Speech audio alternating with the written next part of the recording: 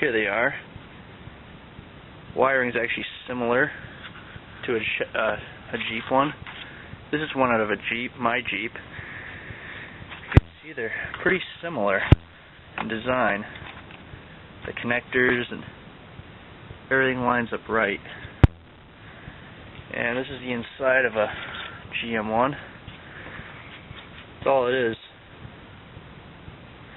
But anyways, wiring is pretty much the same in these GM door chimes, and it just plugs right in. The only thing you really have to do is you have to ground the wire, and I'm going to show you that next.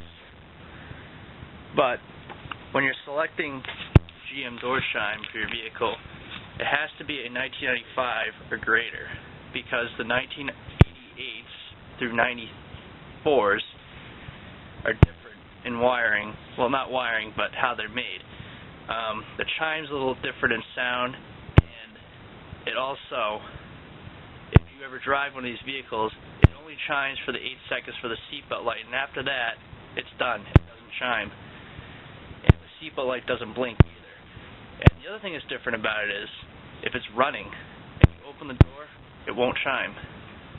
95s through 99s do chime when you leave the door open no matter what. The car's running, the car's off, doesn't matter. And the seatbelt light flashes for another 8 seconds if you don't buckle your seatbelt when you drive. And the other thing is, if you have an older door chime before 95 and then you open the door, it will sound, but it will sound kind of possessed, and it just won't sound right. It tweaks in and out, kind of like a connection issue or something. So you got to use a 95 or newer.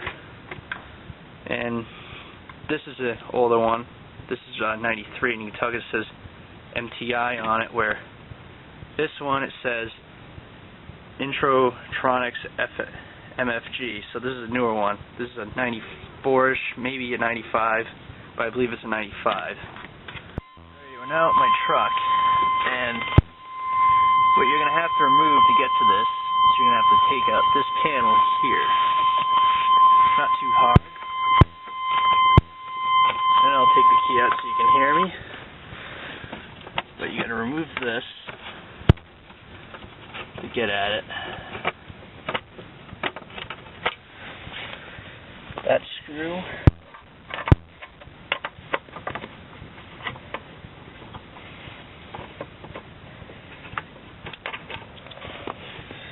And this screw, because it's intertwined with everything. And it's fucking cold outside.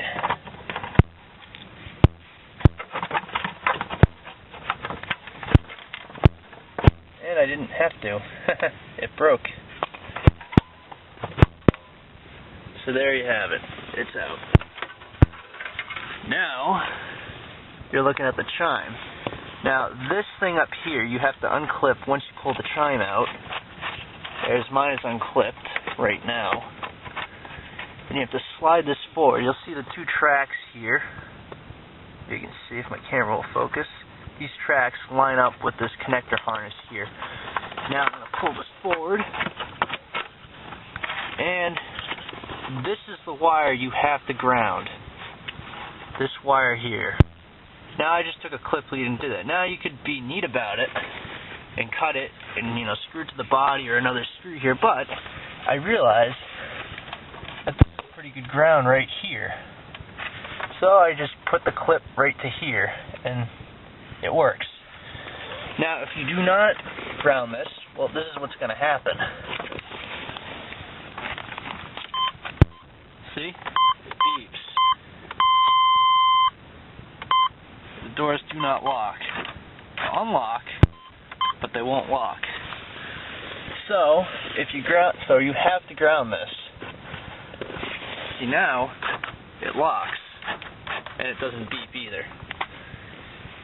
Now, I haven't figured out a way to get around this yet, but I guess what happens is, from my understanding of how it works, these cars have a feature where if you leave the key in the ignition, it will not lock the doors. So I think what it's thinking, this is the wire, I believe it goes to the ignition, it thinks that, hey, the key's in the ignition, I'm not going to lock the doors. The other thing is, too, when you put this on, you can still lock the doors. So that's the thing you lose with this chime. is you can still lock the doors with the keys in the ignition and with the lights on. It will let you lock the doors. It's like a bad thing if you look at it, you know, if you're one of those guys that forgets to turn your lights off. But my solution is just leave it on auto. That works. And just make sure you take your keys with you and have a spare set underneath your truck or something like I do. But yeah, basically it's just pretty easy. Put it on the clips. Take a screwdriver and you flip it. And it should slide right out. It's tough doing this one-handed. And there you have your harness. And up here,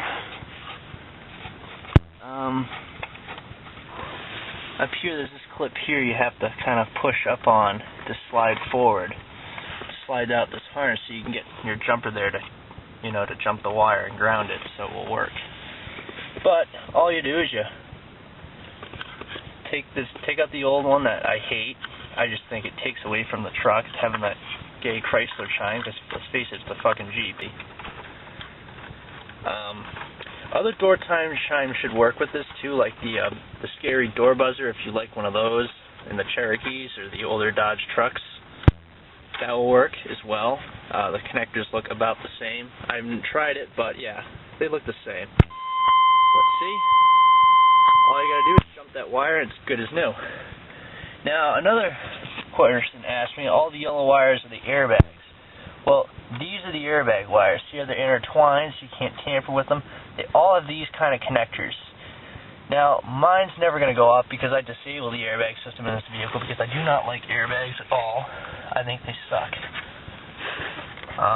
But that's the wire, and this is the airbag wire here, and it will not interfere with the airbag system in your Chime. And then what you do is slide it back in here, line it up the harness with the tracks here on the dash, and you can line it up or just not bother clipping it like I did. I'm not even going to bother to clip it in. And of course, you put the kick panel back on and voila. Then you test it out and it works. And there you have it. You put a Chevy door chime and it